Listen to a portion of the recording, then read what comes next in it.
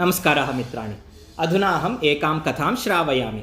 कथायाः शीर्षकम् अस्ति हस्ते प्रकाशः इति। कश्चन ग्रामः वर्तते। तस्मिन् ग्रामे कश्चन युवकः, पुनश्च तस्य महती जिज्ञासा वर्तते। तत्र ग्रामस्य समीपे एव कश्चन महान् पर्वतः इत्यपि आसीत्। तस्य पर्वतस्य उपरि कश्चन सन्यासी निवसति स्म इति एषः युवकः जानाति स्म। अतः एषः युवकः चिन्तितवान्, अस्तु अहं तेन सन्यासिना मिलामि, ततश्च जीवनस्य मार्गदर्शनं प्राप्नोमि इति। अतः सः ग्रामात् प्रस्थितः पर्वतस्य आरोहणं करोति। तदा किं भवति?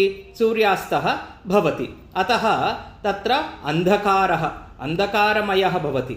अतः सः अग्रे गन्तुं न प्रवर्तते, यतोहि मार्गं किञ्चिदपि तस्य न दृश्यते। मार्गः किञ्चिदपि तस्य न दृश्यते।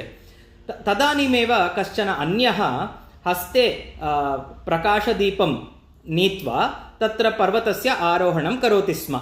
यदा सः जनः एतस्य युवकस्य निकटम् आगच्छति, तदा एषः युवकः अवगच्छति यत् सः कश्चन वृद्धः इति।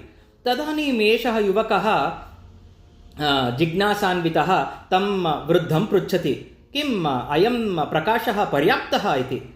तदानीं सः वृद्धः वदति, आम्, प्रकाशः पर्याप्तः, यतोहि अनेन प्रकाशेन अहं तु स्वपादौ द्रष्टुं शक्नोमि, अतः अग्रे गमनार्थं क्लेशः नास्ति। इदानीं यः भागः अतिक्रान्तः तस्मिन् विषये मम कापि चिन्ता नास्ति, पुनश्च बहुदूरं द्रष्टव्यम् इत्यपि मम चिन्ता नास्ति। सम्प्रति यदि मम पादयोः न्यसनार्थं यदि प्रकाशः भवति चेत् तेन अलम् इति। अस्तु तर्हि तेन वृद्धेन सह पर्वतस्य उपरि आश्रमं प्रति गच्छति। तत्र आश्रमं प्रविश्य सः विचारं करोति, अत्र कुत्र अस्ति सन्यासी इति। तदा तत्रत्यान् जनान् सः पृच्छति। तदा ते जनाः एतमेव वृद्धं निर्दिशन्ति। तदा एषः युवकः स्तब्धः भवति। अहो, एषः एव सन्यासी वा, येन अहं मेलितुम् इच्छामि स्म इति।